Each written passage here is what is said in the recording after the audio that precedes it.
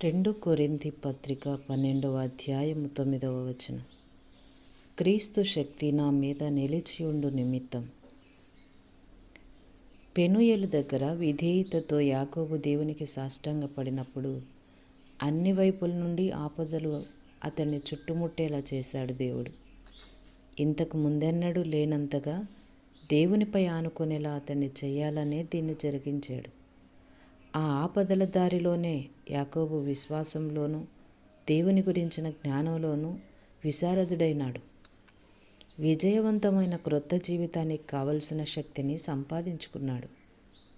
దేవుడు దావీదుని బలవంతం చేశాడు. తన దేవుని విశ్వాస్యతని, అపార శక్తిని అతడు గ్రహించి విశ్వాసం, పరిశుద్ధత మొదలైన దివ్య సూత్రాల్లో నిష్ణాతుడయ్యేలా అతన్ని అంతులేని క్రమశిక్షణకి గురి చేశాడు.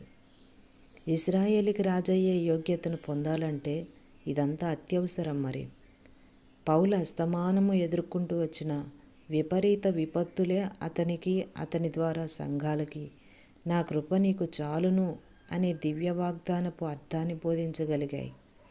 మనకు సంభవించిన శ్రమలు తప్ప మరేవి దేవుణ్ణి ఇంతగా తెలుసుకునేలా చేయగలిగేవి కావు.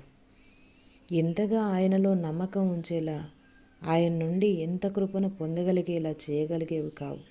అందుకే మనకు సంభవించే వైపరీత్యాలు మనకు తప్పనిసరి. ఆటంకాలు, బాధలు మన విశ్వాసం వైపు దేవుడు విసిరే సవాళ్ళు. మన విధి నిర్వహణలో ఆటంకాలు ఏర్పడినప్పుడు వాటిని మనం విశ్వాసపు పాత్రలుగా గుర్తించి వాటిలో క్రీస్తు శక్తిని, పరిపూర్ణతని నింపాలి. ఆయన మీద ఆధారపడి మనం ముందుకు వెళ్తే మనకి పరీక్షలు ఎదురు కావచ్చు, ఓర్పు అవసరం కావచ్చు, కానీ ఎట్టకేలకి ఆ అడ్డుబండ తొలగిపోతుంది. మనం ఎదుర్కొన్న అగ్ని పరీక్షలో మనకు జరిగిన నష్టానికి రెండంతల దీవెనలు ఇవ్వటానికి దేవుడు ఎదురు చూస్తూ కనిపిస్తాడు.